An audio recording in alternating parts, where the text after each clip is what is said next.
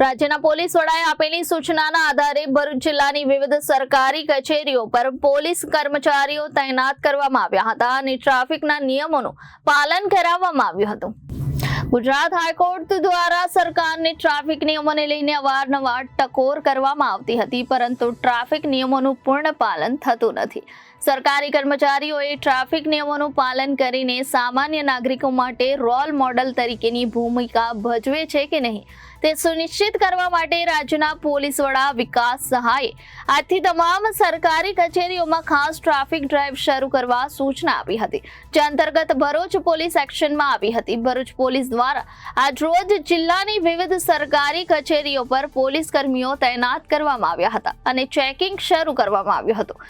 ભરૂચ જિલ્લા કોર્ટ સંકુલ, કલેક્ટર કચેરી અને મામલતદાર કચેરી સહિતના સરકારી સંકુલોમાં ટુ વ્હીલર ચાલકોને હેલ્મેટ વગર એન્ટ્રી આપવામાં આવી ન હતી। આ સાથે જ દંડનીય કાર્યવાહી પણ કરવામાં આવી હતી। હેલ્મેટ ન પહેરવાને કારણે અકસ્માતના બનાવોમાં મૃત્યુની સંભાવના વધી જતી હોય છે, જેના પગલે ગુજરાત હાઈકોર્ટ અને ત્યારબાદ રાજ્યના પોલીસ વડા દ્વારા આ નિર્ણય લેવામાં આવ્યો છે, જેનો અમલ કરાવવા માટે પોલીસ વિભાગે કમર કસી છે। આ તરફ અંકલેશ્વરની વિવિધ સરકારી કચેરીઓમાં પણ પોલીસ કર્મીઓ તૈનાત કરવામાં આવ્યા હતા અને સરકારી કચેરીઓમાં આવતા કર્મચારીઓ તેમજ અરજદારોને ટ્રાફિકના નિયમોનું પાલન કરવા માટે સમજાવવામાં આવ્યા હતા।